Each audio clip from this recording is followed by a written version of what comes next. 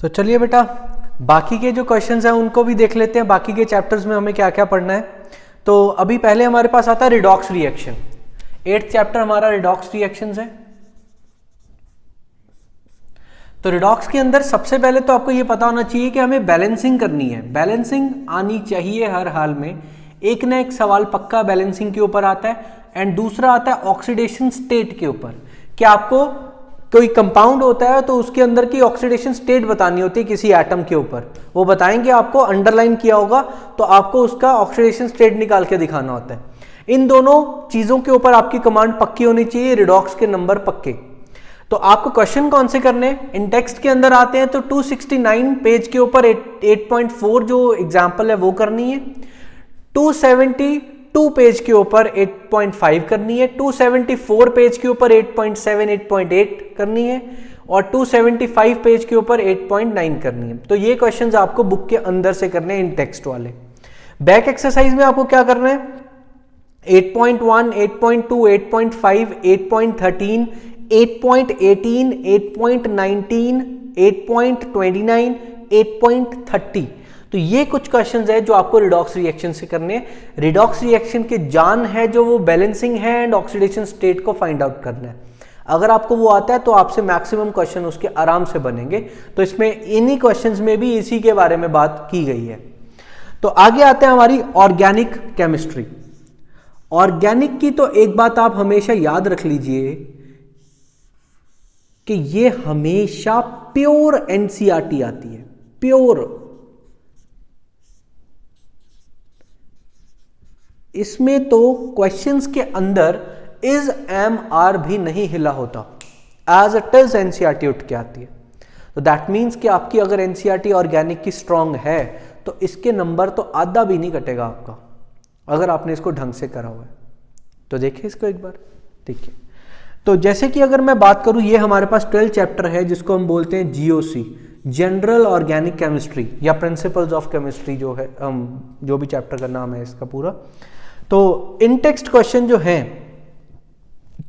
इसके अंदर वो है 335 पेज नंबर के ऊपर 12.1 12.2 12.3, 337 पेज के ऊपर 12.4 12.5 12.6, 343 पेज के ऊपर 12.7 12.8, 348 पेज के ऊपर 12.10, 353 पेज के ऊपर 12.14 एंड 12.15, 354 पेज के ऊपर 12.16 एंड 12.17, 356 पेज के ऊपर 12.19, 365 पेज के ऊपर 12.21 एंड 366 पेज के ऊपर 12.22।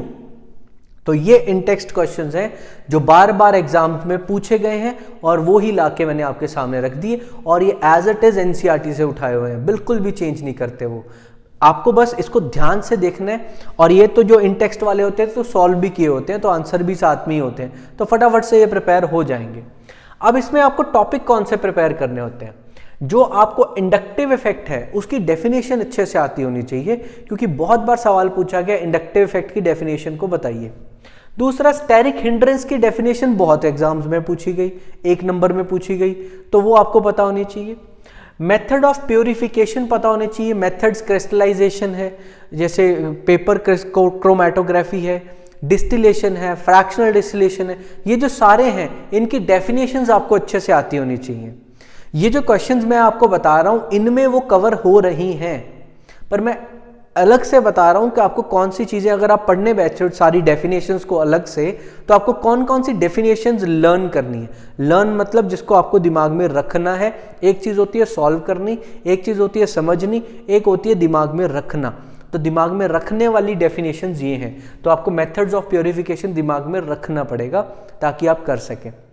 वैसे इसमें जो ड्यूमास मेथड एंड जल्दाल्स मेथड है जो, उसमें से क्वेश्चन ज़्यादा पूछे जाते हैं। अगर हम सेकंड हाफ की बात करें चैप्टर की, तो उसके लिए मैंने आपके चैप्टर्स में से क्वेश्चन सेलेक्ट करे हुए हैं। तो इनमें से भी आपको 2 क्वेश्चन, एक ड्यूमा वाला और एक जल्दाल्स वाला मिल जाएगा, और इसमें से भी आपको क्वेश्चन 1-2 मिलेंगे। तो वो क्वेश्चन आप एक तरह से दिमाग में रख के जाइएगा, as it is copy paste होगा, एज इट इज।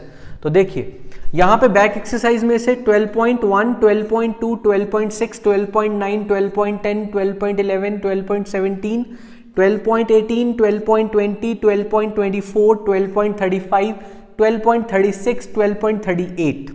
तो ये हमारे बैक एक्सरसाइज के सारे क्वेश्चंस हो जाते हैं। उसके बाद हमारा 13 चैप्टर आता है जिसका नाम है हाइड्रोकार्बन्स।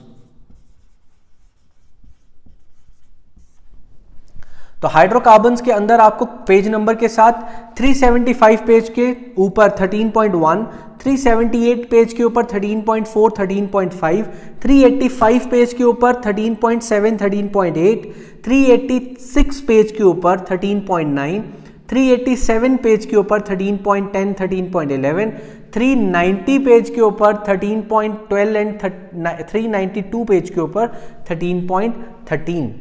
तो ये हमारे सारे इनटेक्स्ट क्वेश्चंस हो गए। और आपको इस चैप्टर में डेफिनेशंस या रिएक्शंस कौन सी लर्न करनी है। एक तो आपको हकल रूल पता होना चाहिए। ये आपको क्वेश्चन आता है कि आप बताइए ये 5 कंपाउंड्स हैं, इन पांचों में से आपको ये बताना है कि कौन रेजोनेंस करेगा और कौन रेजोनेंस नहीं करेगा। तो आपको हकल रूल के अकॉर्डिंगली बताना होता है। 4n+2 पाई इलेक्ट्रॉन्स इसका फॉर्मूला होता है, याद होगा, तो वो आपको याद रखना है। Friedel Crafts alkylation, Friedel Crafts acylation, Wurtz reaction, ये रिएक्शन टॉप की इंपॉर्टेंट रिएक्शन है। नेमिंग ये आपको 1 नंबर में 2 नंबर में पक्का पूछ लेंगे, पूरे नंबर देंगे, बस रिएक्शन लिखनी होती है वहां पे। वुड्स तो बहुत ही ज्यादा आसान है। तो बैक एक्सरसाइज में आ जाए तो आपको ये वाले क्वेश्चंस अच्छे से करने हैं, सारे आपको इजी लगेंगे। मैंने सेलेक्ट करके बहुत ध्यान से रखे, कोई भी आपका टाइम वेस्ट नहीं होने देंगे, सारा टाइम मैंने लगा दिया है। 13.4, 13.5, 13.6, 13.9, 13.10, 13.11, 12, 15, 13.20, 13.22, 23, 24, ये सारे क्वेश्चंस आपको करने हैं। ठीक है, तो बस इससे आपकी तैयारी हो गई। अब सर आपने क्वेश्चंस तो बता दिए, तो एक पैटर्न भी बता दो कि तैयारी कैसे करेंगे। बिल्कुल बताऊंगा, ऐसा पैटर्न जिससे आपकी तैयारी एकदम खिंचके और महज 5 दिनों में ही आप केमिस्ट्री लेके खड़े हो जाओगे कि अभी ले लो हमारा पेपर। कैसे? आपको पहले तो ये डिटेक्ट करना है कि हमारी स्ट्रेंथ कौन सी है और हमारी वीकनेस कौन सी है।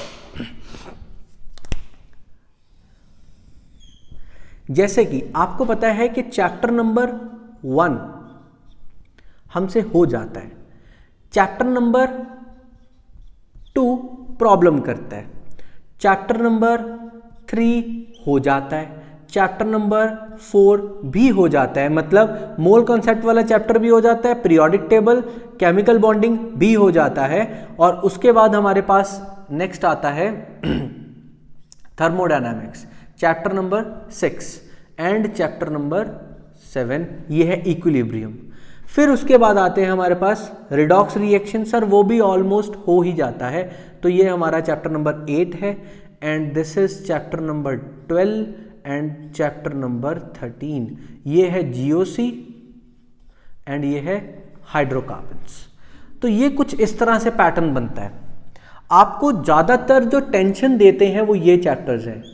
मैं आपको खुद ही बता रहा हूँ आपको टेंशन किन चैप्टर्स की होती है।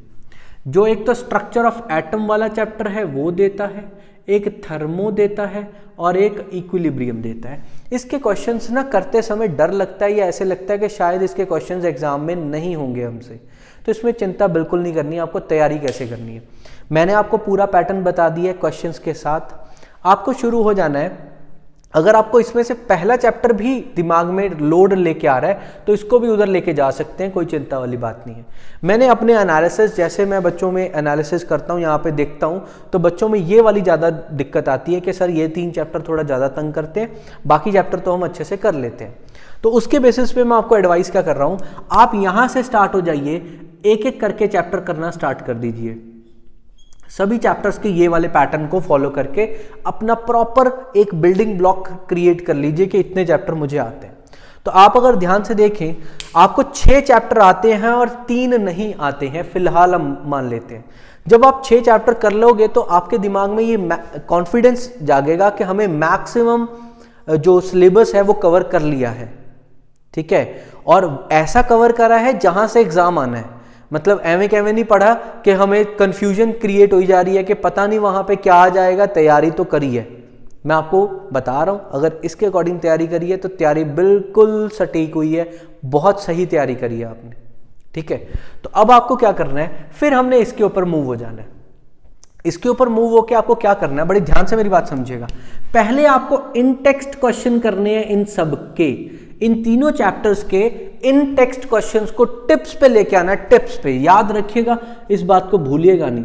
इन टेक्स्ट क्वेश्चन को कहां पे लेके आना है, टिप्स के ऊपर। और उसके बाद आपको क्या करना है, डेफिनेशंस। सेकंड नंबर पे डेफिनेशंस आएंगी, पहले नंबर पे इन टेक्स्ट आएंगे, और थर्ड नंबर पे बैक एक्सरसाइज आएगी, वो आप एंड में करेंगे। तो जब आप इस तरह से तैयारी करेंगे तो डेफिनेटली रिजल्ट बूम करेगा, और आप ये मान के चलिए कि आप फुल मार्क्स लेने के लिए वो कैंडिडेट बन जाएंगे, बाकियों को पूरी तरह से कॉम्पीट करेंगे। मैंने ये जो पूरा चार्ट तैयार करा है, ये कम से कम चार्ट तैयार करने में मुझे 11 से 12 दिन लग गए, क्योंकि मुझे हर एक पेपर के अंदर एनालिसिस करके बुक के अंदर जाके क्वेश्चन टिक वगैरह करने होते थे। तो ये सारा पॉइंट पेज नंबर के साथ बताने वाला जो मैंने प्रोसेस चलाया, इसका मेन एजेंडा यही था कि आपके तरफ काम कम हो जाए। बेटा आपने 3-3 सब्जेक्ट्स करने होते हैं, वो 3 सब्जेक्ट्स को करके आपने अच्छा परफॉर्म भी करना वहाँ पे, तो वो जो प्रेशर है दिमाग के ऊपर वो कम हो जाए, उसकी मैंने पूरी कोशिश करी है। पर एग्ज़ाम तो तभी ठीक होगा ना जब आप वहाँ पे परफॉर्म करके आएंगे, और आपका पेन तब चलेगा जब आप पहले अपना दिमाग चलाओगे घर पे बैठ के। पूरा पाथ मैंने तैयार कर दिया है, टारगेट पूरा सेट कर दिए, बस आपकी इतनी ड्यूटी है कि इन क्वेश्चंस को आप अपने टिप्स पे लेके जाना, और आके अपना पेपर चेक करिएगा, आपको अच्छे से आता होगा, सारा पेपर वहाँ पे आप अच्छे से परफॉर्म करके आएंगे। किसी भी डेफिनेशन के बहुत बड़े पैराग्राफ्स नहीं लिखते होते, और कभी भी बहुत कम नहीं लिखते होते। अगर कोई भी आप बुक पढ़ रहे हो जिसमें डेफिनेशन बहुत कम है, 1 या 2 लाइन में लिखी गई है, तो उसको थोड़ा इलेबोरेट करना सीखिए। मॉडर्न दिनेश, काफ़ी किताबें आती है रेफरेंस बुक्स, वहाँ पे आप अपनी डेफिनेशन को थोड़ा बड़ा कर सकते हैं। ये होमवर्क अच्छे से करिएगा, पेपर बिल्कुल साफ करिएगा, रिएक्शन लिखिएगा, और रिएक्शन जिस भी चीज़ के साथ आप लिख रहे हो उसको बॉक्स में बंद करिएगा। टीचर को पेपर बहुत अच्छे से प्रेजेंट करिएगा, एक तरह से जैसे हमें किसी चीज़ को बेचना होता है, हम कितने अच्छे से उसको डेकोरेट करते हैं, तो आपका पेपर भी बहुत अच्छे से डेकोरेट होना चाहिए ताकि टीचर मार्क्स अच्छे से दे। तो मैं इसके साथ ओवर करता हूँ अपनी वीडियो को। All the very best for my self, from my self. तो आपको बहुत ध्यान से अपने पेपर को करना है। Thank you so much.